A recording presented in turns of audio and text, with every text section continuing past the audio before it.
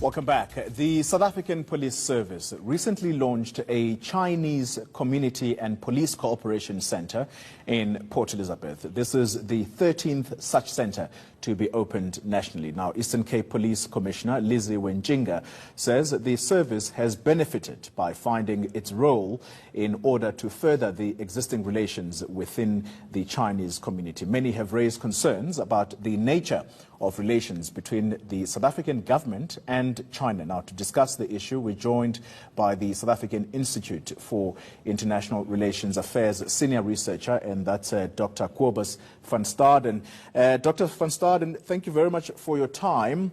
Should South Africans be suspicious of a center like this or a cooperation between the Chinese community and the South African Police Service? By the way, this is the 13th center nationally to be opened now.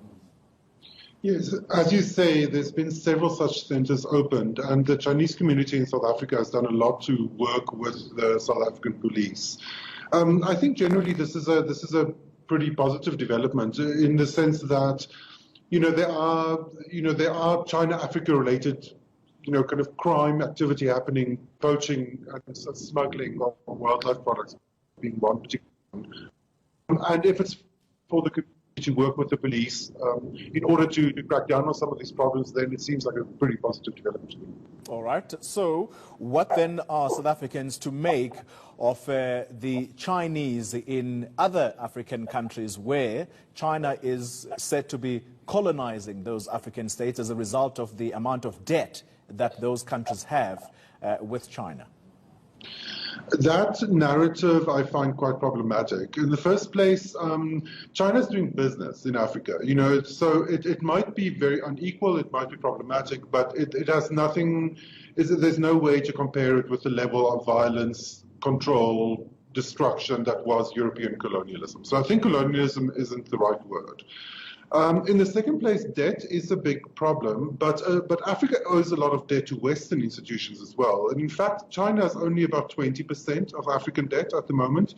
The rest is frequently to Western private, lenders, which frequently charge much higher interest rates. So Chinese debt is an issue, and it's an issue that African countries should look at, but China isn't responsible for Africa's whole debt problem. Africa's debt problem is more complicated than that.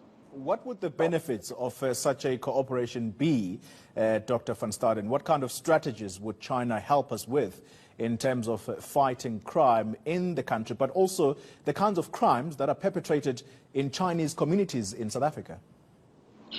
Well, the Chinese community works with the South African police, as you said, and so a lot of the problems that come up are problems that are also in other communities in South Africa, which includes illicit financial flows, smuggling, those kind of issues. So I don't necessarily think that it's that useful to turn it into a Chinese problem. This is a South African crime problem.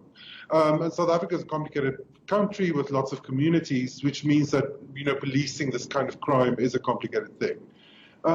I think that there is a lot to be gained from cooperation between the two governments on crime and law enforcement issues. But of course, in all cases, South Africa needs to make sure that their own house is in order and also that they are led by the South African Constitution. All right, Dr. Kobus van Staden talking to us about this 13th centre.